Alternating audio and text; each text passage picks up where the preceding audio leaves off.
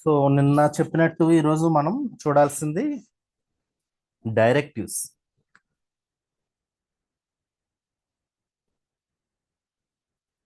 Answer writing లో directives కోసం ఈరోజు చూడడం జరుగుతుంది.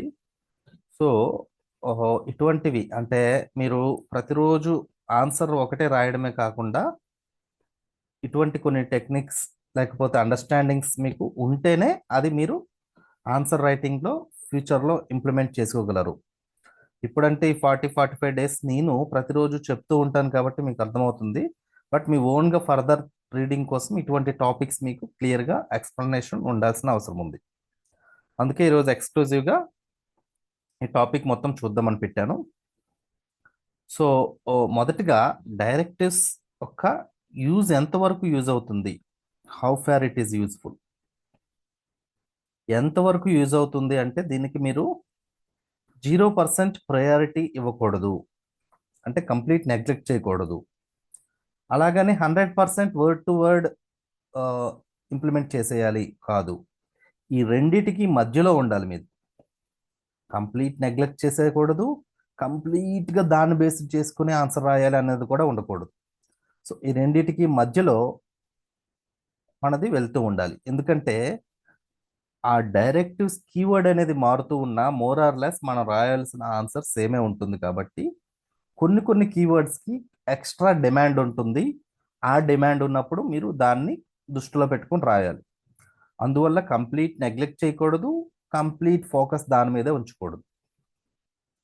సో ఇప్పుడు బేసికల్గా ఒక ఆన్సర్ ఎలా ఉంటుంది అన్నది చూస్తే, ఇలా మనం A4 షీట్ తీసుకుంటే ఫస్ట్ ఇంట్రొడక్షన్ రాస్తాము, body, conclusion, IBC.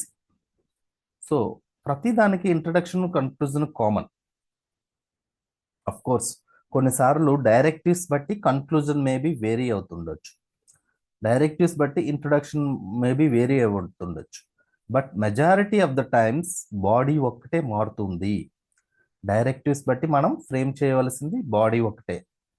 So in general body ఏ విధంగా ఉంటుంది, వాడు ఏదైతే ఒక డైమెన్షన్ అడిగాడో ఆ డైమెన్షన్ రాస్తాం, 1 2 3 4 పాయింట్స్ రాస్తాం, ఇంకో డైమెన్షన్ ఇంకో సబ్ పార్ట్ రాస్తాం, దాంట్లో పాయింట్స్ రాస్తాం. సో ఇందులో మళ్ళీ పాజిటివ్స్ నెగిటివ్స్ రెండు సైడ్ పెడతాం ఆ పర్టికులర్ ఫ్రేమ్లో. అంటే ఇప్పుడు ఒక సబ్ హెడింగ్లో పాజిటివ్ పెట్టి కొన్ని పాయింట్స్, నెగిటివ్ పెట్టి కొన్ని పాయింట్స్ రాస్తాం. సో అంటే హోలిస్టిక్గా మనం ప్రతి ఆన్సర్ రాయడానికి ట్రై చేస్తాము. ఎందుకంటే అన్ని పాజిటివ్ కావాలి, నెగిటివ్ కావాలి, అన్ని సబ్ హెడ్స్ కావాలి. కాబట్టి ఇలా ప్రతి దానికి హోలిస్టిక్గా రాయడానికి మనం ట్రై చేస్తూ ఉంటుంటాం. సో ఆ విధంగా బాడీ అనేది చేంజ్ అవుతూ ఉంటుంది. సో ఇంట్రడక్షన్, బాడీ, కన్క్లూజన్లో బాడీ అనేది ఎక్కువగా అడిగిన డైరెక్టివ్ బట్ చేంజ్ అవుతుంది.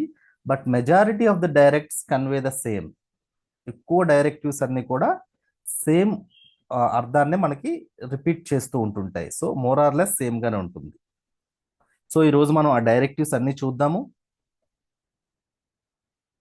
తర్వాత ఒక క్వశ్చన్ పేపర్ తీసుకొని అందులో డైరెక్టివ్స్ ఏమున్నాయో ఐడెంటిఫై చేసి చూద్దాము.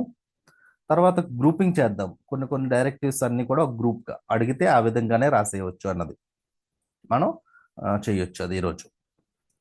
సో మొదటిగా డైరెక్టివ్స్ ఏమున్నాయి అన్నది లిస్ట్ చేద్దాం ఫస్ట్.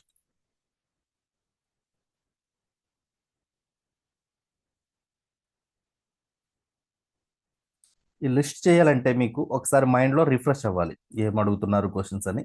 సో ఒక పేపర్ చూసి ఫస్ట్ ఐడెంటిఫై చేద్దాం. సో ఇది గ్రూప్ 1 పేపరు.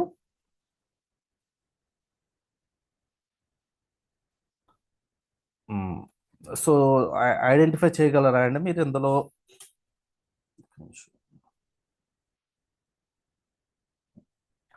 సో ఈ ఫస్ట్ క్వశ్చన్లో డైరెక్టివ్ ఏంటి, ఎవరైనా చెప్పండి.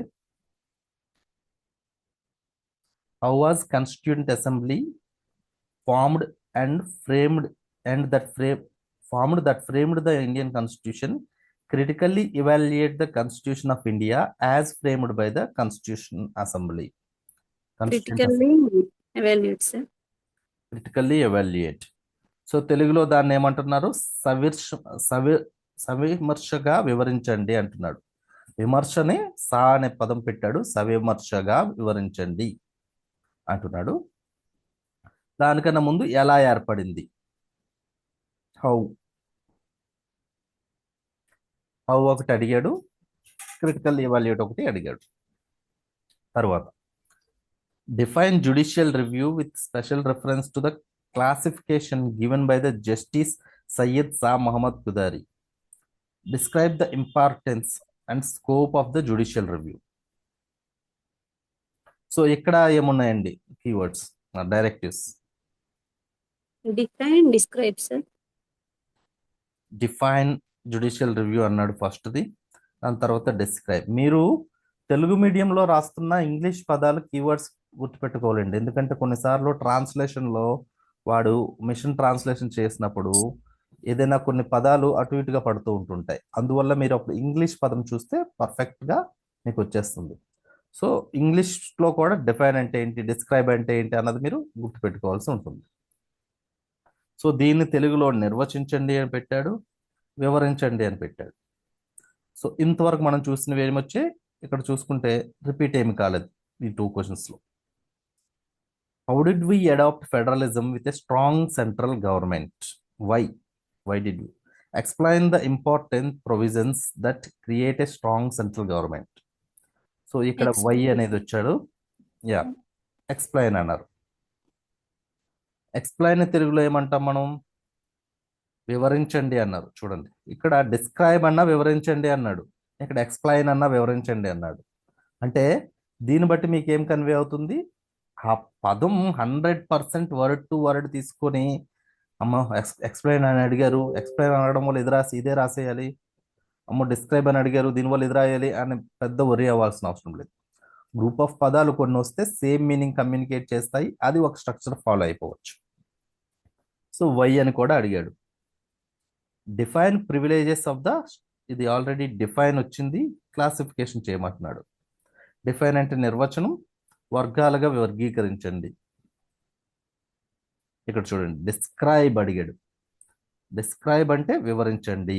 ఇందాక కూడా ఎక్స్ప్లెయిన్ కూడా వివరించండి పెట్టాడు. ఎక్స్ప్లెయిన్ వివరించండి. డిఫరెన్షియేట్ కొత్త పదం వచ్చింది, డిఫరెన్షియేట్ బిట్వీన్ అంటున్నాడు, వ్యత్యాసాలను. ఎక్స్ప్లెయిన్ ద రీజన్స్, వివరించండి. సో ఈ విధంగా మీరు, మనం చెప్పాం కదా మొదటగా మీరు పేపర్ ఇచ్చిన వెంటనే క్వశ్చన్ని 2 to 3 టైమ్స్ చదవాలి. చదువుతున్నప్పుడు అండర్లైన్ చేసుకోవాలి. ఆ కీవర్డ్ అండర్లైన్లో పాటుగా ఈ డైరెక్టివ్ అండర్లైన్ కూడా మీరు చేసుకోవాలి. సో ఈ క్వశ్చన్కి తీసుకుంటే ఎక్స్ప్లెయిన్ ద రోల్ ఆఫ్, చిన్న క్వశ్చన్ కాబట్టి చెప్తున్నా. Explain the role of governance in states by focusing on its powers and functions. First చదివేశాను, సో కొన్ని మిస్ అయ్యే అవకాశం ఉంది. ఓన్లీ సెకండ్ టైం చదువుతా. ఎక్స్ప్లెయిన్ రోల్ ఆఫ్ గవర్నర్ అడుగుతున్నాడు, in states focusing on its powers and functions, underline చేశా. మళ్ళీ మూడోసారి చదువుతా. ఎక్స్ప్లెయిన్ అనేది keyword, okay, the role of governor కావాలంట, in states by focusing on its powers and functions. Powers functions అంటే demand ఎక్కువ, దాని మీద ఫోకస్ చేయమంటాడు. సో ఇప్పుడు ఏం చేస్తాం, ఈ గవర్నర్ రోల్ని ఎక్స్ప్లెయిన్ చేస్తాము. మేజర్గా 80% పవర్స్ ఫంక్షన్స్ మీద పెడతాం, కాంట్రవర్సీస్కి ఎక్కువ వెళ్లకుండా.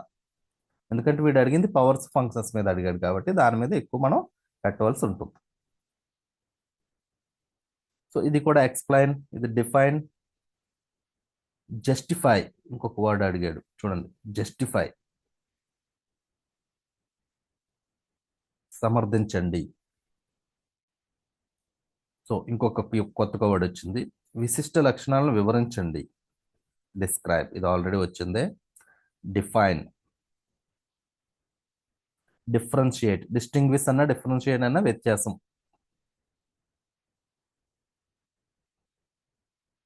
డిఫైన్, తర్వాత కామెంట్ అన్నాడా, ఎక్స్ప్లెయిన్ అన్నాడు ఇక్కడ, కామెంట్ అన్నాడు. సో డిస్క్రైబ్ ఇది ఆల్రెడీ వచ్చింది. Give the reasons, give the reasons, కరెక్ట్గా రీజన్స్ అడిగేసాడు, ఎక్స్ప్లెయిన్ అడిగాడు. సో దానికి ఏమన్నారు, కారణాలు, గల కారణాలను తెలియజేయండి.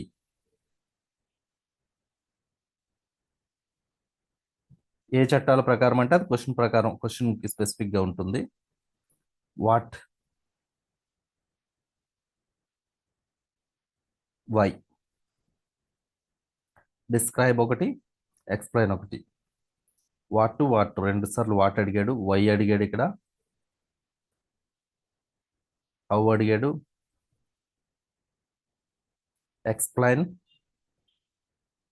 So section C define,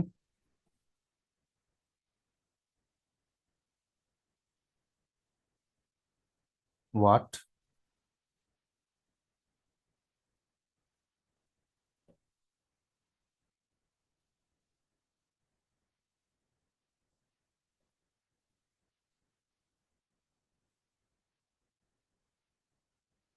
so ఇవి మనం చూసిన ఇంపార్టెంట్ డైరెక్టివ్స్. ఇందులో అడిగినది ఇల్లుస్ట్రేట్.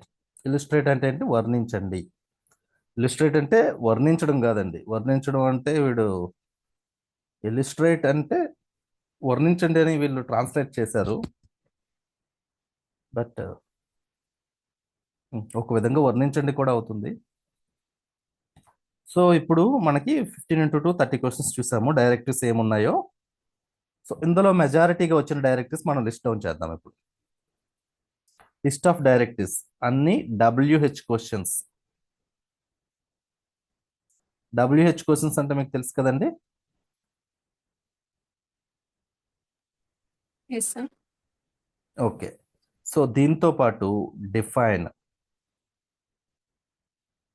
ఆల్రెడీ నేను ఇవన్నీ మీకోసం పెట్టి ఉంచాను, ఒకసారి చూద్దాం.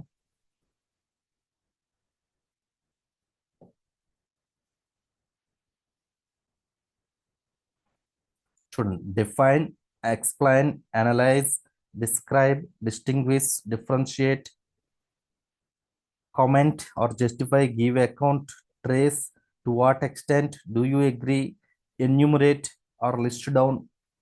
అదిగోండి అక్కడ ఇల్లుస్ట్రేట్ అడిగాడు కదా, అక్కడ వాడు ఇల్లుస్ట్రేట్ అనేది వీళ్ళు మిస్ చేశారు. Compare and contrast, evaluate, critically analyse. So ఇవండి మనకి దృష్టిలో పెట్టుకుంటే. సో ఇందులో మీరు బాగా ఇబ్బంది పడే కీవర్డ్స్ కొన్ని ఉంటాయి, కొన్ని అన్ని ఒక గ్రూప్గా చేసుకొని రాసే అవకాశం ఉంటుంది. ఫస్ట్ మనం స్లోగా చిన్నదాని నుండి మొదలు పెడదాము. వాట్, వై, హౌ అవన్నీ కూడా WH క్వశ్చన్స్ అన్ని. దానికి మీరు క్లియర్గా రాసేస్తారు. What is eutrophication?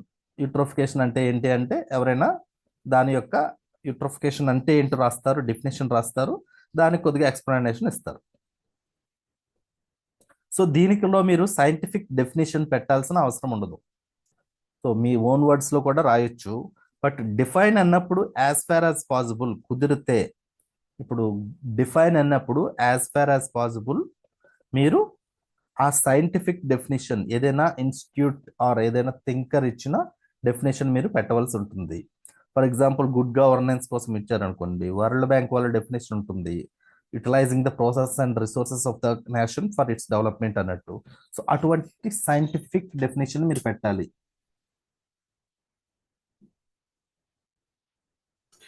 So define కి నా వాట్ కి తేడా అది. తర్వాత మీరు ఎక్స్ప్లెనేషన్ రెండింటికి కూడా ఇస్తారు. తర్వాత ఎక్స్ప్లెయిన్ అంటే ఏంటండి? ఫస్ట్ దాన్ని వివరిస్తారు, దాన్ని వాట్ ఈజ్ అన్నది రాస్తారు, either it is scientific or your own definition. దాని తర్వాత దాన్ని ఫర్దర్గా ఎక్స్ప్లెయిన్ చేస్తారు. ఇప్పుడు ఎక్స్ప్లెయిన్ ద సస్టైనబుల్ డెవలప్మెంట్ అన్నాడు అనుకోండి, సుస్థిర అభివృద్ధిని వివరించండి. ఎక్స్ప్లెయిన్ అంటే ఏంటి? వివరించండి కదా. సో సుస్థిర అభివృద్ధిని వివరించండి అని అంటే మీరు ఫస్ట్ డెఫినేషన్ రాస్తారు. సస్టైనబుల్ డెవలప్మెంట్ అంటే డెఫినేషన్. సైంటిఫిక్ డెఫినేషన్ అయితే సైంటిఫిక్ రాస్తారు, వివరించండి కాబట్టి మీ ఓన్గా కూడా రాయొచ్చు. మనకి సస్టైనబుల్ డెవలప్మెంట్కి సైంటిఫిక్ డెఫినేషన్ క్లియర్గా ఉంది కాబట్టి అది పెట్టేస్తే మంచిది. చెప్పగలరా ఎవరైనా sustainable development scientific definition? Brundtland committee వాళ్ళు ఇస్తారు.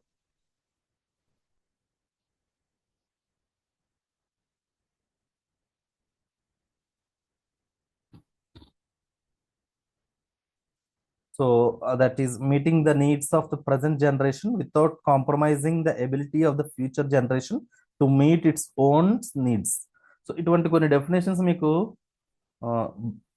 మైండ్లో తిరిగేస్తుండాలండి. మీరు నిద్రలో లేపిన అడిగినా కూడా ఇటువంటి డెఫినేషన్స్ కొన్ని కొన్ని అందరికీ వచ్చిన డెఫినేషన్స్ మీరు రాకపోతే కొద్దిగా వెనకబడి ఉంటారు. సో అటువంటి మీరు తప్పకుండా రాయాలి. తర్వాత మీరు ఎక్స్ప్లెనేషన్స్ మీ యొక్క ఎడ్జ్ అనేది మారుతూ ఉంటుంది.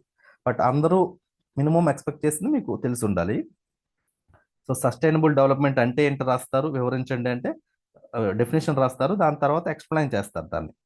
ఎక్స్ప్లెయిన్ అంటే సస్టైనబుల్ డెవలప్మెంట్లో 3 పిల్లర్స్ ఉంటాయి: social development, economic development, environmental protection, ఈ 3 కూడా ఉంటాయి అనేసి ఇవన్నీ కూడా మీరు మెన్షన్ చేస్తారు. ప్రపంచ దేశాలన్నీ కూడా ఎస్డిజిస్ని తయారు చేసే సస్టైనబుల్ డెవలప్మెంట్ కోసం అని వదిలేస్తారు. సో వివరించండి అన్నప్పుడు, అది ఎక్స్ప్లెయిన్ అన్నప్పుడు మీరు ఎలాబొరేట్గా దాని యొక్క ఫ్యూచర్స్ అంటే దాని యొక్క లక్షణాలు అన్నీ కూడా పెడతారు. ఇప్పుడు ఒక ఏనుగు ఉంది. ఆ, ఏనుగు ఉన్నప్పుడు ఏనుగుకి ఒక తొండం పొడుగుగా ఉంటుంది, చెవులు పెద్దగా ఉంటాయి, కాలు స్తంభాల్లా ఉంటాయి, 4 కాళ్ళు ఉంటాయి, అవన్నీ కూడా మీరు ఎక్స్ప్లెయిన్ చేస్తూ ఉంటారు కదా, ఫీచర్స్ అన్ని. సో ఆ విధంగా మీరు ఎక్స్ప్లెయిన్ అని ఏదైనా పదం అడిగినప్పుడు ఆ డీటెయిల్డ్గా ఎక్స్ప్లెయిన్ చేస్తూ ఉండాలి. ఈ విధంగా ఉంది, ఆ విధంగా అది ఉంది అని చెప్పి. సో ఎక్స్ప్లెయిన్ అన్నప్పుడు అది రాస్తారు, డిఫైన్ అన్నప్పుడు ఇది రాస్తారు. డిఫైన్ అని అనేటప్పుడు మోస్ట్లీ సెకండ్ పార్ట్ కూడా అడుగుతూ ఉంటుంటాడు. అంటే define sustainable development, explain its relevance in the context of current modernisation, current industrialisation, something అలా అడుగుతూ ఉంటారు. నిర్వచించి ప్రజెంట్ సొసైటీలో, ప్రజెంట్ పారిశ్రామికీకరణ నేపథ్యంలో దాని యొక్క ప్రాముఖ్యతను వివరించండి అంటే. సో ఆ విధంగా మీరు ఎక్స్ప్లెయిన్కి, డిఫైన్కి చూస్తారు. తర్వాత most important thing discuss. Discussion ఎక్కువ ఫేవరెట్ యూపీఎస్సీలో బాగా ఫేవరెట్ అండి ఇది. యూపీఎస్సీలో 5 క్వశ్చన్లు అడిగితే అందులో 3 క్వశ్చన్ వరకు డిస్కస్ అనే ఉంటుంటాయి. క్రిటికల్లీ డిస్కస్ అదేదో ఒక డిస్కస్. డిస్కస్ స్టేట్ పిఎస్సిలో కూడా వస్తుంటాయి, బట్ కొన్ని తక్కువగా వస్తుంటాయి స్టేట్ పిఎస్సిలో. డిస్కస్ అంటే ఏంటంటే మీరు హోలిస్టిక్గా చెప్పాలి దాన్ని. హోలిస్టిక్గా చెప్పడం అంటే 365 డిగ్రీల కోణంలో దాన్ని మీరు చెప్తూ ఉండాలి. అంటే పాజిటివ్స్ చెప్పాలి, నెగిటివ్స్ చెప్పాలి, అది గుర్తుపెట్టుకోండి. సో మీరు ఏదైనా ఒక పాయింట్ తీసుకున్నారు, ఒక బాడీ తీసుకున్నారు, దాన్ని ఎక్స్ప్లెయిన్ చేస్తారు, దాని పాజిటివ్స్ చెప్తారు, నెగిటివ్స్ చెప్తారు, దాని యొక్క రికమెండేషన్ ఆర్ సొల్యూషన్ ఏదో ఒకటి. సో ఒక ఎక్స్ప్లెనేషన్ ఉంటుంది,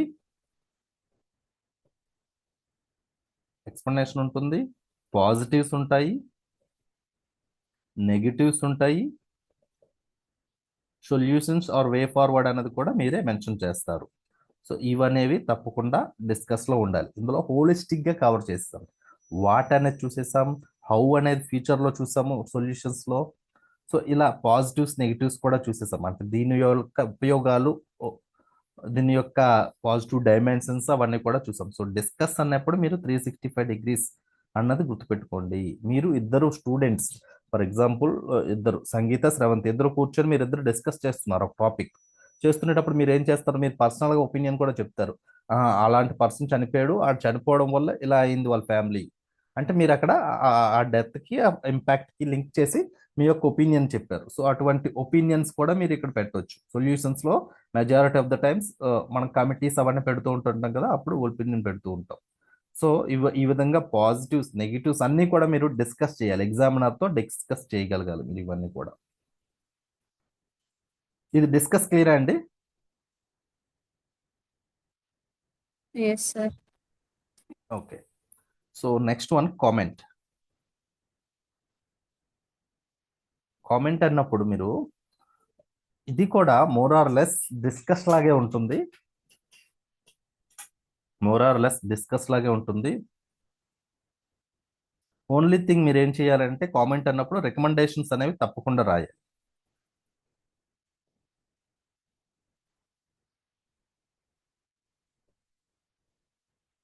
recommendations are mandatory.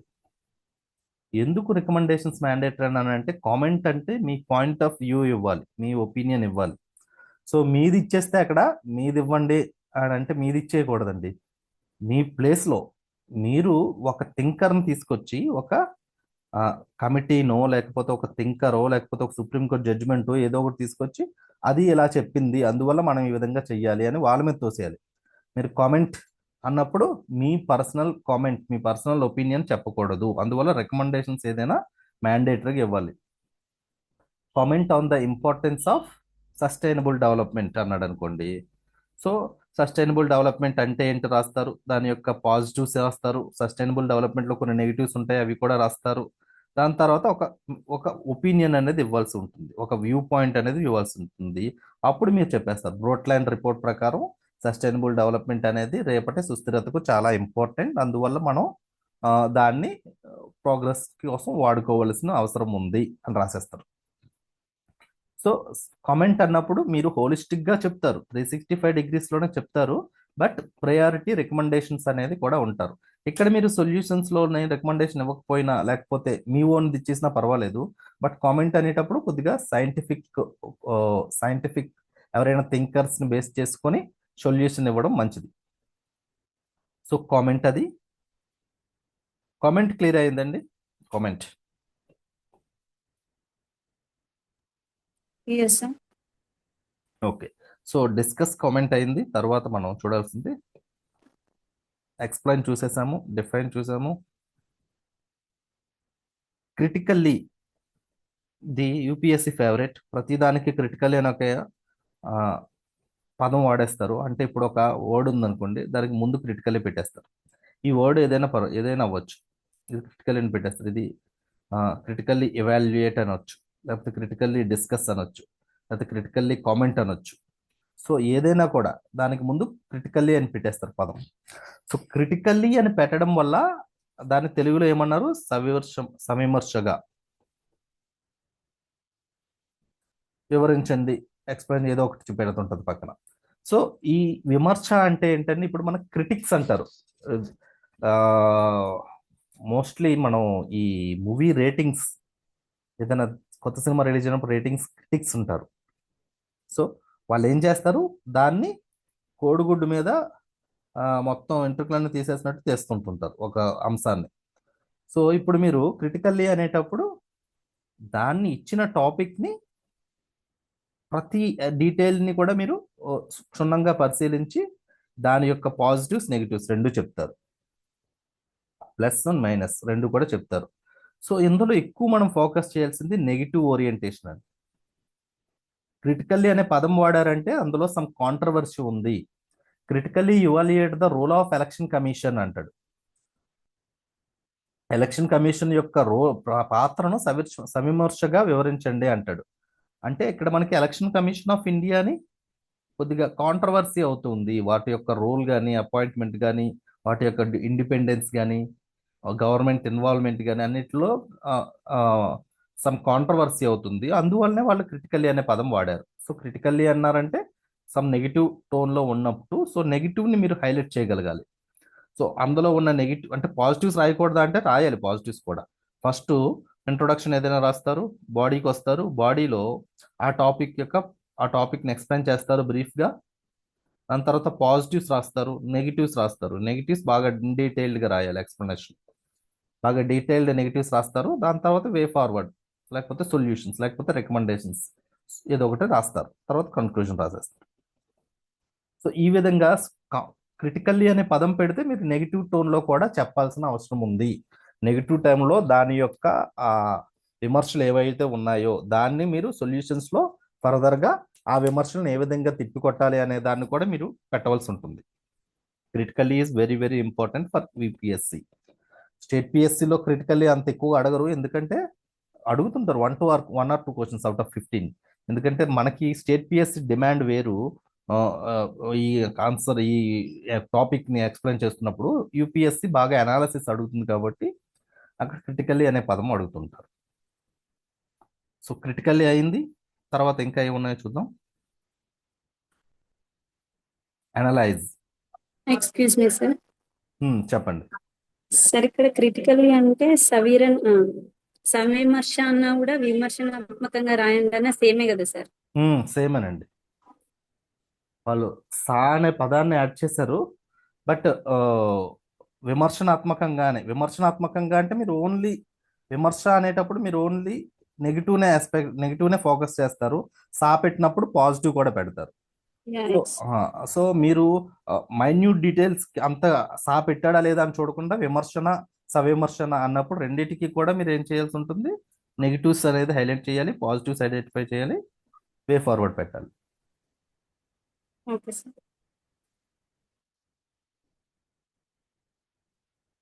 Analyse, analyse ఒకటి ఉందండి.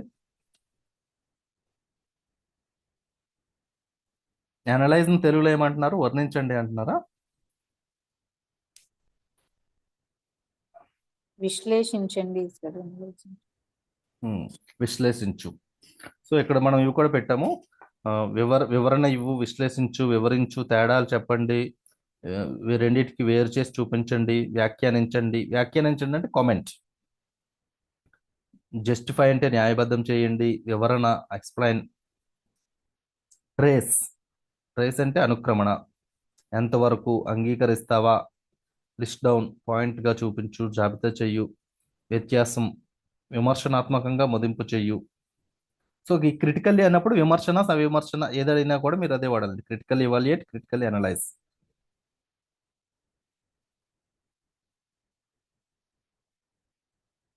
సో అనలైజ్, అనలైజ్ అంటే విశ్లేషణ. అనలైజ్ కూడా మీరు డిస్క్రైబ్, డిస్క్రైబ్ అని అడుగుతుంటుంటారు, లేకపోతే కామెంట్. కామెంట్ అనేటప్పుడు మీ ఒపీనియన్ ఇస్తారన్నాను కదా, కానీ అనలైజ్ అనేటప్పుడు మీ ఒపీనియన్ కూడా ఇవ్వాల్సిన లేదు, ఆ మైన్యూట్ చేంజ్ ఉంటుంది. అనలైజ్ అంటే ఏం లేదు, మీరు క్వశ్చన్లో ప్రతి పార్ట్ని తీసుకుంటారు, ప్రతి పార్ట్ని తీసుకొని ఇన్ డీటెయిల్డ్గా అనాలైసిస్ చేస్తారు. దాన్ని అనలైజ్ అంటే ఏంటి, మీరు ఒక మ్యాగ్నిఫైడ్ గ్లాస్ పెట్టుకొని దాన్ని బ్యాక్టీరియా, అనలైజ్ అనే పదం ఆ విధంగా మనం ఫస్ట్ ట్రేస్ చేస్తాం. ఏదైనా ఒక బ్యాక్టీరియాని ఒక మ్యాగ్నిఫైడ్ గ్లాస్, భూతద్దం పెట్టుకొని చూసేవాళ్ళు కదా, మైక్రోస్కోపిక్ లో చూసి, ఓకే దీది ఎలా ఉంది, ఈ విధంగా ఉంది, ఈ విధంగా రియాక్ట్ అవుతుంది, అన్ని కూడా అంటే దాని యొక్క ఆ స్వభావం, దాని యొక్క ఇంటరాక్షన్స్ అవన్నీ కూడా అనలైజ్ చేస్తుంటాం, డీటెయిల్స్ చెప్తూ ఉంటాం. సో ఇది అన్నప్పుడు మీరు డిస్క్రైబ్, కామెంట్స్ అనేటప్పుడు ఏ విధంగా, ఎక్స్ప్లెయిన్ అనేటప్పుడు ఏ విధంగా చేస్తారో అదే చేస్తారు, బట్ విశ్లేషణ ఉండాలి దానికి. అది ఎందుకు అలా రియాక్ట్ అవుతుంది, ఇప్పుడు దానికి ఆ బ్యాక్టీరియాకి సమ్ బయట నుండి ఏదైనా ఒక యాసిడ్ మీడియం ఏదైనా వచ్చింది, సంథింగ్ ఏదైనా బయట నుండి అటాక్ అయింది, అప్పుడు దాని రియాక్షన్ ఎలా ఉంది, ఆ రియాక్షన్ ఎందుకు అయ్యింది, ఆ WH క్వశ్చన్స్ని ఎక్కువ అడ్రస్ చేయాలి అనలైజ్ అన్నప్పుడు. Why what, how, when, who, whom, ఇవన్నీ కూడా మీరు ఎందుకు, ఏమిటి అవన్నీ అంటారు కదా తెలుగులో, అవన్నీ పదాలను మీరు అనలైజ్ అనేటప్పుడు ఎక్స్ప్లెయిన్ చేసుకుంటూ వెళ్తే మీకు కంప్లీట్ అనాలిసిస్ వస్తుంది. సో ఈ అనాలిసిస్లో మీరు గుర్తుపెట్టుకోవాల్సింది, ఇందులోనే కాదు ఎందులోనైనా మీరు గుర్తుపెట్టుకోవాల్సింది, మీ ఓన్ పాయింట్స్ ఎక్కువ ఇచ్చేకండి. మీ ఓన్ పాయింట్స్ ఇవ్వకుండా దానికి ఏదైనా డేటా కానీ లేకపోతే ఏదైనా థింకర్ని కానీ యాడ్ చేయండి. మహిళలకు భారతదేశంలో స్వతంత్రం లేదు, అందువల్ల మహిళా సాధికారత వైపు మనం కృషి చేయవలసిన ఆవశ్యకత ఉంది అని రాయకూడదు. మహిళలకు భారతదేశంలో స్వాతంత్రం నానాటికి తగ్గుతుంది, ఇటీవల రిలీజ్ అయిన మహిళా సాధికారత రిపోర్ట్ దీన్ని ఈ విధంగా చెప్తుంది అంటే ఏదైనా ఒక పాయింట్ పెట్టి చెప్పాలి. సో అనలైజ్ అయినప్పుడు మీరు ఇంపార్టెంట్, మీరు డేటాతో మాట్లాడుతున్నారా, గాల్లో మాట్లాడుతున్నారా. అనాలిసిస్ మీది మీరు ఒక సాలిడ్ ఫౌండేషన్, ఏదైనా ఒక ట్రస్ట్ వర్తి, మీరు ఏదో ఇన్స్టాగ్రామ్ రీల్ చూసేసి ఇలా వచ్చిందంట అని ఆ డేటా పెట్టకూడదండి. ఏదైనా ట్రస్ట్ వర్తి అంటే క్రెడెన్షియల్స్ అన్ని ఎస్టాబ్లిష్ అయిన ఒక ఇన్స్టిట్యూట్ రిపోర్ట్ చేసిన రిపోర్ట్ కానీ, ఏదైనా ఒక థింకర్, ఏదైనా ఒక ఫిలాసఫర్ బేస్ చేసుకుని మీ యొక్క అనాలిసిస్ని దీని మీద బిల్డ్ చేయాల్సి ఉంటుంది. సో ఆ విషయం మీరు ఓన్ పాయింట్స్ రాసేటప్పుడు అనాలిసిస్లో గుర్తుపెట్టుకోవాల్సి ఉంటుంది. సో క్రిటికల్లీ అనలైజ్ అంటే నెగిటివ్ పాయింట్స్ని ఎక్కువ క్రిటికల్ అనలైజ్ చేస్తాం.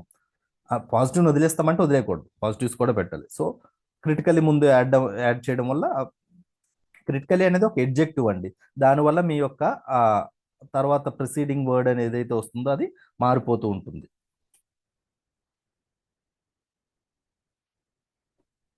సో ఇందులో మెజారిటీ ఆఫ్ ద థింగ్స్ చూసేసాము, ఇంకా మిగిలిన మీకు వచ్చినవి ఒకసారి అన్ని చూద్దాం మళ్ళీ. డిఫైన్ అంటే చూసాము, scientific definition as far as possible ఇవ్వాలి. ఎక్స్ప్లెయిన్ అంటే చూసాం కదా ఆల్రెడీ, మీరు దాని యొక్క ఫీచర్స్ అవన్నీ కూడా ఎక్స్ప్లెయిన్ చేస్తూ ఉండాలి. అనలైజ్ అంటే చూసాము, మీరు అనాలిసిస్ చేసేటప్పుడు మీ యొక్క ఒపీనియన్ని ఒక డేటా బేస్ చేసుకుని ఇవ్వాలి. డిస్క్రైబ్, ఎక్స్ప్లెయిన్ సేమ్ అండి, వన్ అండ్ సేమ్, రెండింటికి పెద్ద తేడా లేదు. డిస్టింగ్విష్ని మీరు డిస్టింగ్విష్ అంటే డిఫరెన్షియల్ రాయడం కదా, అది అందరూ రాస్తారు. సో డిఫరెన్షియల్ రాసినప్పుడు ఈ టేబుల్ ఫామ్లో రాస్తారు కొంతమంది.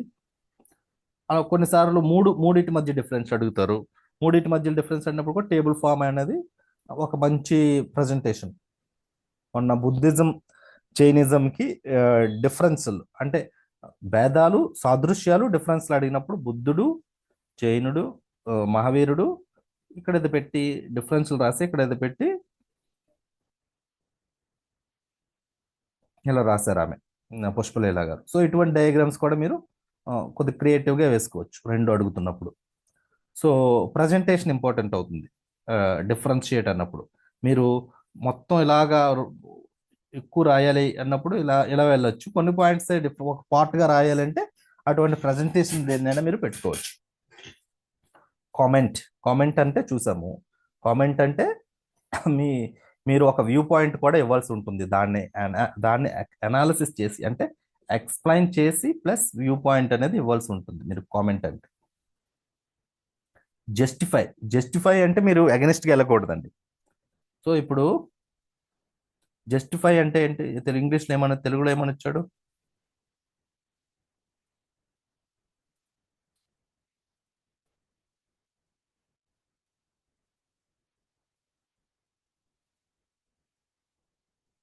న్యాయబద్ధం చెయ్యండి.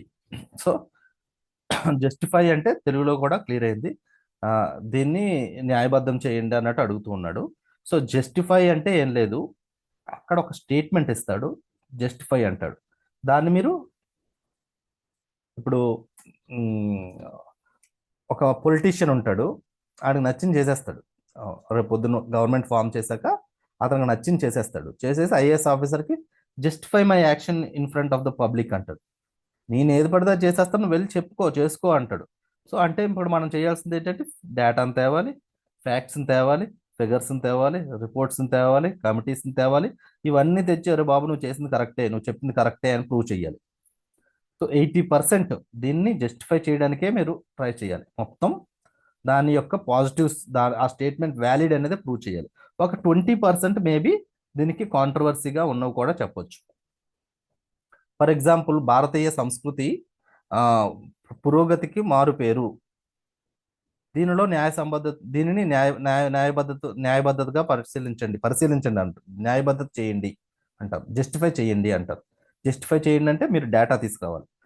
ఆ రోజుల్లో మనకి భారతీయ సంప్రదాయంలో వైదిక సంస్కృతిలో లోపాముద్ర, మైత్రేయ వంటి మహిళలు ఉండేవాళ్ళు. అందువల్ల అది ప్రోగ్రెస్. ఫ్యాక్ట్స్, భారతదేశంలో అన్ఎంప్లాయ్మెంట్ రేట్ అప్పుడులో తక్కువగా ఉండేది. రిపోర్ట్స్ ఏదైనా మనకి ఇండాలజిస్ట్ ఏదైనా చెప్పుకుంటారు కదా ఇండియా కోసం, అది చెప్పడం. కమిటీస్, అలా అన్ని కూడా మీరు అన్ని డేటాని అన్ని కూడా ఐడెంటిఫై చేసి దాన్ని 80% చెయ్యాలి. 20% ఎందుకు చెప్తున్నానంటే మీరు ఎస్మ్యాన్ కాదు, నేను కంప్లీట్ ఎస్మ్యాన్ కాదు, దాంట్లో ఉన్న నెగిటివ్ కూడా ఐడెంటిఫై చేయగలను.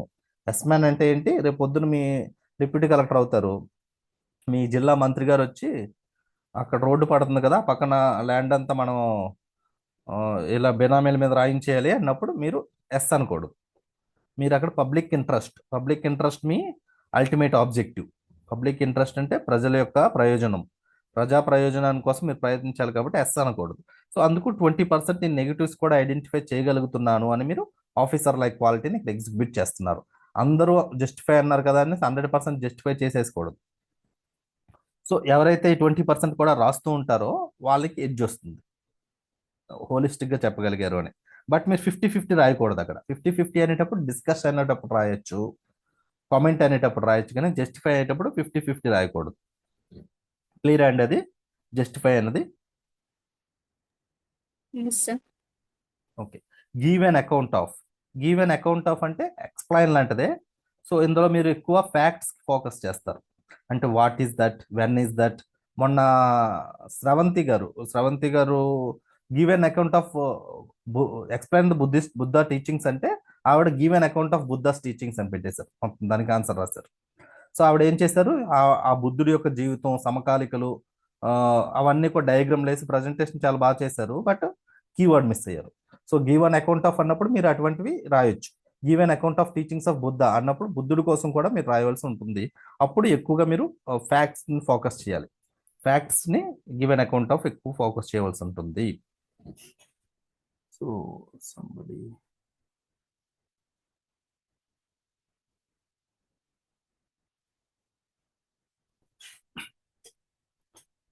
టు వాట్ ఎక్స్టెంట్ అంటే సేమ్ మీరు ఎక్స్ప్లెయిన్ చేసినట్టే చేయాలి. బట్ ఇది పాజిటివ్స్ రాసేటప్పుడు నెగిటివ్స్ కూడా రాస్తారు కదా, నెగిటివ్స్ పాజిటివ్స్ రాయాలి. రాస్తున్నప్పుడు మీరు చెప్తుండాలి మెజారిటీ ఆఫ్ ద పీపుల్. అంటే ఇప్పుడు ఆ, ఆ, మనకి ఏపీ హిస్టరీలో క్వశ్చన్ అడుగుతుంటారు, ఆంధ్ర హిస్టరీలో to what extent the etymology of the word Andhra is justified అంటాడు. అంటే ఎంతవరకు ఆంధ్ర అనే పదాన్ని ఉత్పత్తి మనం కరెక్ట్గా రేషనల్గా ఉంది అని అంటే మీరు మెజారిటీ ఆఫ్ ద థింకర్స్ ఏం చెప్తున్నారు అనేది కూడా చెప్పాల్సి ఉంటుంది. ఫర్ ఎగ్జాంపుల్ ఇంకొక ఎగ్జాంపుల్ చూసుకుంటే happiness index, gross happiness index ప్రపంచమంతా కొన్ని పారామీటర్స్ ఫాలో అవుతారు, కానీ భూటాన్ అనేది కొన్ని కొన్ని పారామీటర్స్ ఫాలో అవుతుంది. ఎన్విరాన్మెంట్ ప్రొటెక్షన్, కల్చరల్ ప్రొటెక్షన్ అవన్నీ కూడా. సో అలాంటప్పుడు మీరు హ్యాపీనెస్ అనేది ఒక ఒక ఆ, అభివృద్ధికి, ప్రోగ్రెస్కి ఒక కొలమానికం. To what extent do you agree, GDP కన్నా జిహెచ్ఐని అభివృద్ధికి కొలమానం చేయడం అన్నప్పుడు మీరు ప్రపంచం అంతా ఇదే ఫాలో అవుతుంది కాబట్టి దీనివైపు ఎక్కువగా ఫోకస్ చేయాలి. భూటాన్ కూడా ఫాలో అవుతుంది ఈ విధంగా అని చెప్పేసి జిహెచ్ఐ యొక్క ఇంపార్టెన్స్ రాయవలసి ఉంటుంది. Trace given account almost same అండి. ట్రేస్ అంటే హిస్టారికల్గా, ఎవల్యూషన్గా కూడా మీరు చెప్పాల్సి ఉంటుంది, బట్ ఫ్యాక్ట్స్ మీద ఫోకస్ చేయాల్సి ఉంటుంది ఎక్కువ. Do you agree or disagree, yes or no అని రాయకూడదు. Do you agree or disagree అని అడిగినప్పుడు మీరు కమిటీస్తో పెట్టాలి. Do you agree that capital punishment అంటే మరణశిక్ష సంబంధ ఆధునిక రాజ్యాంగంలో సమ్మతేనా అనేసి అడిగితే, డూ యూ అగ్రీ అని అడిగితే మీరు ఎస్ఆర్ నో అని మెన్షన్ చేయకూడదు డైరెక్ట్గా. ఈ కమిటీ ఈ విధంగా చెప్పింది, సుప్రీంకోర్టు ఆ విధంగా చెప్పింది, రేరెస్ట్ ఆఫ్ ద రేర్ కేసెస్లో మనం ఫాలో అవ్వాల్సి ఉంటుంది. అవన్నీ కూడా మీరు ఎక్కువ ఒపీనియన్ని, ఏదైనా ఫ్యాక్ట్ బేస్డ్ ఒపీనియన్ని ఏదైనా కమిటీతో లింక్ పెట్టుకొని చెప్పాల్సి ఉంటుంది.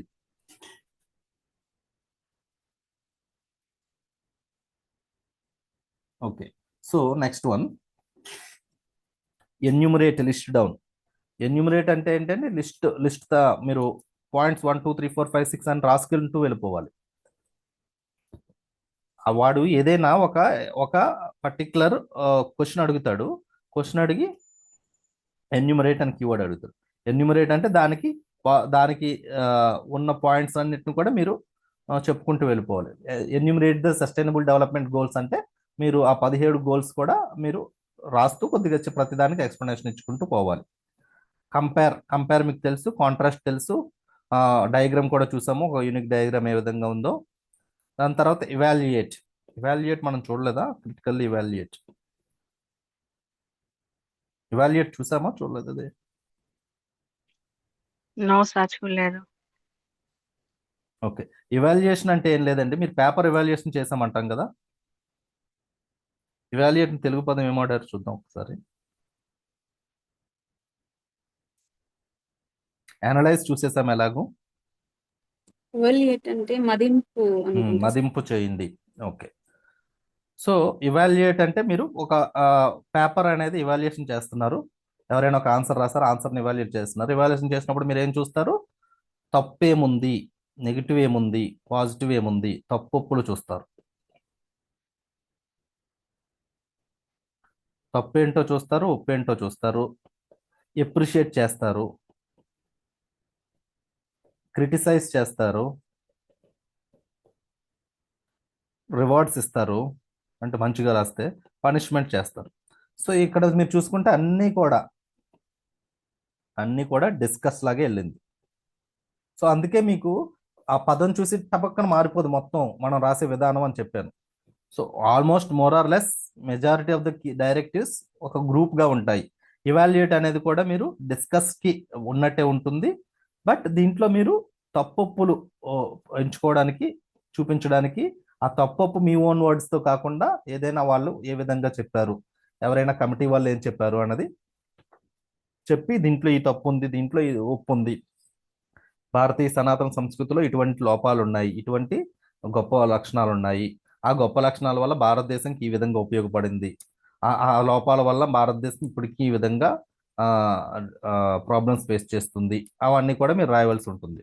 సో ఇవాల్యుయేట్ అంటే మీరు పేపర్ ఇవాల్యుయేషన్ చేస్తున్నాను అన్నది మైండ్లో గుర్తుపెట్టుకుంటే మీకు ఆటోమేటిక్గా వచ్చేస్తాయి. బట్ మీరు ఎక్కువ వరి అయిపోవాల్సిన అవసరం లేదు. డిస్కషన్ ఫార్మాట్ రాసేసినా కూడా దీనికి సూట్ అయిపోతుంది.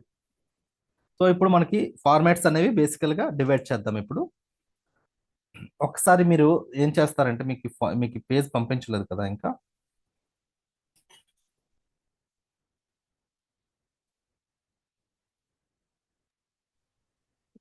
Excuse me sir. చెప్పండి. సార్ ఇది ఎలాబరేట్ అంటే ఎలా రాయడం?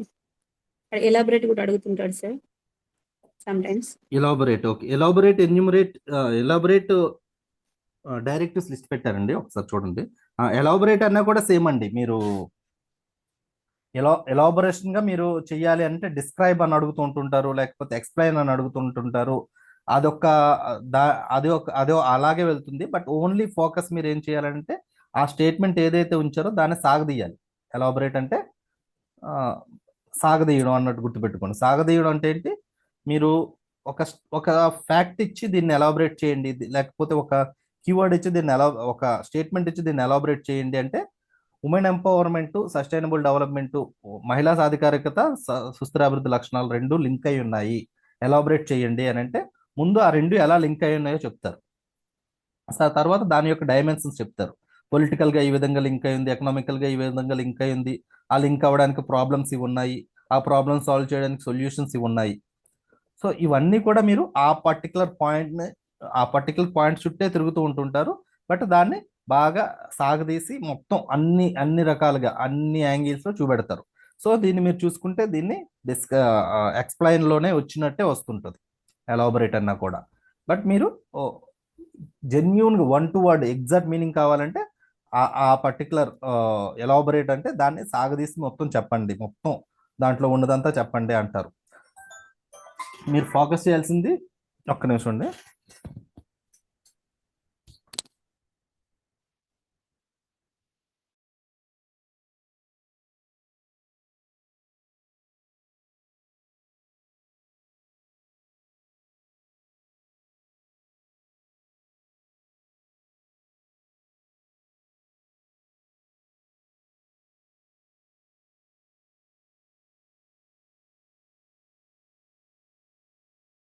సారీ అండి, ఫోన్ వచ్చింది. సో ఎలాబొరేట్ అంటే మీరు ఎక్స్ప్లెయిన్ దృష్టిలో పెట్టుకొని రాయొచ్చు. దాని యొక్క వేరియస్ డైమెన్షన్స్, వేరే యొక్క ఫీచర్స్, వేరియస్ ఇంటర్లింకేజెస్, వేరియస్ ప్రాబ్లమ్స్ అన్నిటిని కూడా ఎక్స్ప్లెయిన్ చేయాల్సి ఉంటుంది. సో మీరు ఇటు తిరిగి అటు తిరిగి దాన్ని పెట్టింది ఎక్స్ప్లెయిన్లోనే లేకపోతే డిస్కస్లోనే పెడుతుంటారు. సో అది ఒక్క ఎలాబొరేట్ పెట్టారు కదా అని మొత్తం మీకు కీవర్డ్ మారిపోదు. సో ఇంకా ఏదైనా ఉన్నాయండి కీవర్డ్? ఇది అర్థమైందా ఎక్స్ప్లెయిన్ ఎలాబొరేట్? Yes sir. ఇంకా ఏదైనా కీవర్డ్స్ మనము ఎలా డైరెక్టివ్స్ మిస్ అయిన ఉన్నాయా చెప్పండి, ఎవరైనా గుర్తుంటే, మీకు ఏదైనా మనం చెప్పలేదు అనిపిస్తే.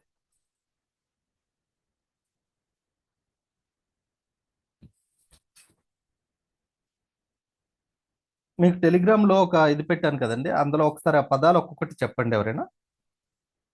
ఒక పీడిఎఫ్ పెట్టాను, ఇంగ్లీష్ పదాలు చెప్పండి.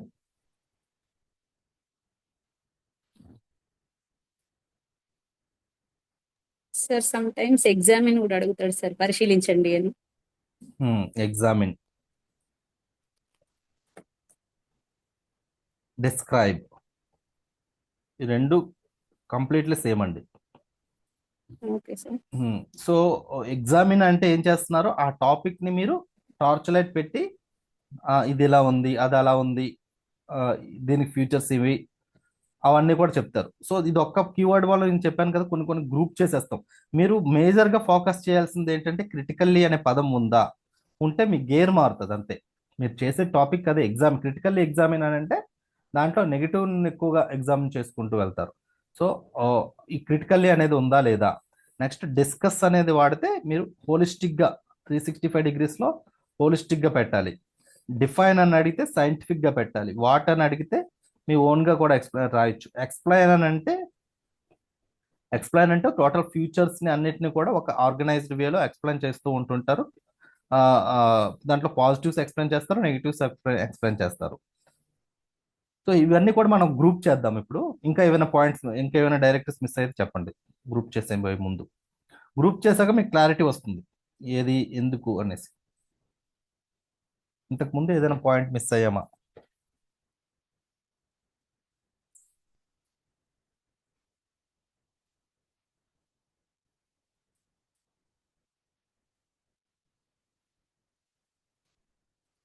వాట్ అని అడిగాడు. బ్రీఫ్ అకౌంట్ ఫర్ చూసాము. వాట్ అడిగాడు. List down.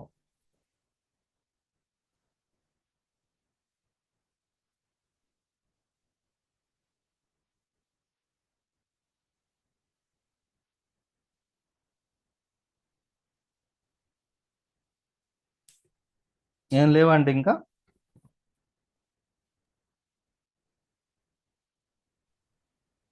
ఒకసారి Nice. మీరు ఎవరైనా ఈ పీడిఎఫ్ నాకు ఈ కీవర్డ్స్ చదివి చెప్పండి.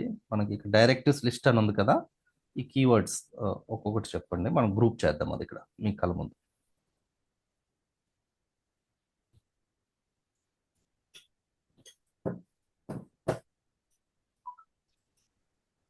వచ్చిందండి పీడిఎఫ్, మీకు రాలేదా?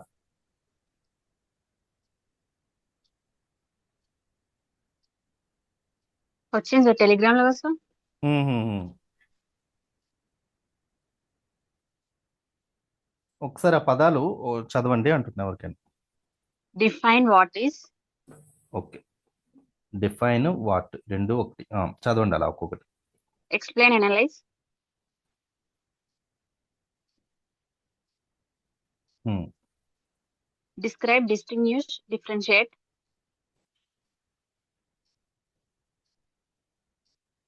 Comment, justify. డిస్టింగ్విష్ అంటే మీరు పెద్ద రేపాల్సిన అవసరం లేదా? కామెంటా? Sir comment, justify, give an account of, praise, to what extent, how far.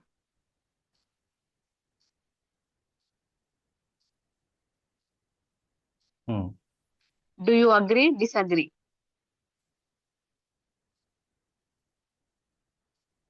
Enumerate, list down.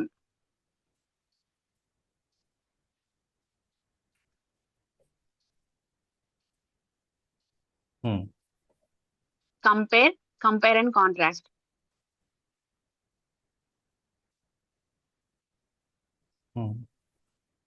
Evaluate, critically evaluate.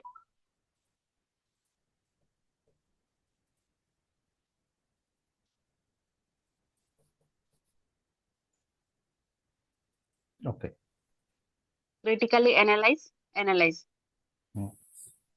Discuss కూడా మనం ఇందులో రాయలేదు కాబట్టి మనం పెడదాం డిస్కస్. సో ఒకసారి మీరు చూస్తే ఇది బ్రాడ్ గ్రూపింగ్ అండి. ఇక్కడ మీరు చూసుకుంటే అన్ని పదాలు ఒక గ్రూప్ లోనే వచ్చేసాయి, ఎక్స్ప్లెయిన్, అనలైజ్ అవన్నీ కూడా.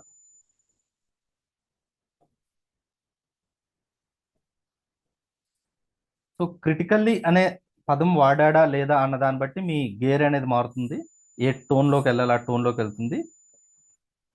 ఎన్యూమరేట్, లిస్ట్ డౌన్ అని అంటే వాడు సంథింగ్ ఏదైనా కొన్ని పాయింట్స్ లాగా ఉన్నాయి వాటిని లిస్ట్ డౌన్ చేయమంటుంటాడు, అటువంటిది రాయవలసి ఉంటుంది. డిస్టింగ్విష్, కంపేర్ సేమ్ అందరికీ తెలుసు. డిఫైన్ వాట్ అన్న దానికి చూసాము. జస్టిఫై అంటే 80% జస్టిఫికేషన్ వెళ్ళాలి ఆ పర్టికులర్ పాయింట్ని. తర్వాత మిగిలినవి చూస్తే మిగిలినవి మోర్ ఆర్ లెస్ ఇవన్నీ కూడా ఏ విధంగా ఉంటుంది దాన్ని ముందు ఎక్స్ప్లెయిన్ చేస్తారు, అదేంటో చెప్తారు, వాట్ ఈజ్ వాట్ అని. తర్వాత దాంట్లో పాజిటివ్ డైమెన్షన్స్ చెప్తారు, నెగిటివ్ డైమెన్షన్స్ చెప్తారు, తర్వాత వే ఫార్వర్డ్ ఆర్ సొల్యూషన్స్ చెప్తారు. సో ఇది ఈ స్ట్రక్చర్, బేసిక్ స్ట్రక్చర్ అన్నిటికీ మీరు ఫాలో అయిపోవచ్చు అండి, పెద్ద డిఫరెన్స్ ఏమి ఉండదు. ఎక్స్ప్లెయిన్ అన్నా, అనలైజ్ అంటే ఆ చిన్న మైన్యూట్ ఏదైతే ఫోకస్ చేయాలో చెప్పాను మీకు ఆల్రెడీ. అనలైజ్ అంటే ఆ అనాలిసిస్ ని మీరు ఒక ఫ్యాక్ట్ బేస్డ్ గా పెట్టుకోవాలి అన్నది. సో ఎక్స్ప్లెయిన్ అన్నా, డిస్క్రైబ్ అన్నా mostly same, almost same. So comment కూడా అదే, మీ ఒపీనియన్ కూడా కామెంట్లో అనాలిసిస్లో మీ అనాలసిస్ని ఫ్యాక్ట్ బేస్డ్ చేసినట్టు కామెంట్లో మీ యొక్క కామెంట్ని, మీ యొక్క ఒపీనియన్ని ఒక థింకర్ని లింక్ చేసి పెట్టాలి. అకౌంట్ ఆఫ్ ట్రేడ్స్, లేకపోతే ఈ రెండు సపరేట్గా పెడదాం, ఎందుకంటే కొద్దిగా ఫ్యాక్ట్స్ మీద ఫోకస్ చేసుకోవాల్సి ఉంటుంది కాబట్టి ఈ రెండు సపరేట్గా పెడదాం.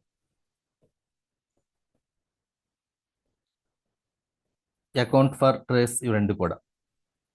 టు వాట్ ఎక్స్టెంట్ అన్నది కూడా మీరు పాజిటివ్స్ నెగిటివ్స్ రెండు అన్ని వైపులా రాయండి అని చెప్తున్నారు. అంటే టు వాట్ ఎక్స్టెంట్ అంటే ఇంతవరకే ఒప్పుకుంటున్నాను, వేరే వరకు ఒప్పుకోవట్లేదు అని అంటే, వేరే వరకు ఎందుకు ఒప్పుకోవట్లేదు, ఈ నెగిటివ్ పాయింట్స్ ఉండడం వల్ల ఒప్పుకోవట్లేదు అని చూసాం. సో డూ యూ అగ్రీ అన్న వాట్ ఎక్స్టెంట్ అన్న ఒకటే. ఇవాల్యుయేట్ అన్నా కూడా అదే, మనకి positives negatives appreciation paper evaluation చేసినట్టు. డిస్కస్ అన్నా కూడా positives negatives way forward explanation ఇవన్నీ కూడా ఉంటుంది. సో ఇక్కడ మీరు చూసుకుంటే మెజారిటీ ఆఫ్ ద వాటికి స్ట్రక్చర్ ఇదే వస్తుందండి, ఇదే structure majority of the themes. So ఇటువంటి స్ట్రక్చరే మనకి యూపీఎస్సీలో టాపర్స్ అందరూ ఫాలో అయ్యేది ఇదే చేస్తారు. పాజిటివ్స్ రాయండి, నెగిటివ్స్ రాయండి, రెండు వైపులు రాయండి, తర్వాత ప్రతి దానికి సొల్యూషన్స్ రాయండి. ఎందుకంటే మీరు అడ్మినిస్ట్రేటర్ కాబట్టి సొల్యూషన్స్ కానీ వే ఫార్వర్డ్ కానీ సజెషన్స్ కానీ ఏదైనా ఇంప్రూవ్ ఉండాలి అనేది చెప్తారు. So majority of the structure మీరు ఇదే ఉంచుకోవచ్చు. కొన్ని వాటికి క్రిటికల్లీ అనే కీవర్డ్ వాడితే మారుతూ ఉంటుంది. మిగిలిన కొన్ని వాటికి అంటే జస్టిఫై అన్న వాటికి 80% ఆ విధంగా వెళ్తుంది, డిఫైన్ అని వెళ్తే సైంటిఫిక్ వెళ్తుంది. ఇది మనం దృష్టిలో పెట్టుకుంటే సరిపోతుంది. డౌట్స్ ఏమైనా ఉన్నాయండి ఎవరికైనా, పదాలు కానీ ఇంకేమైనా?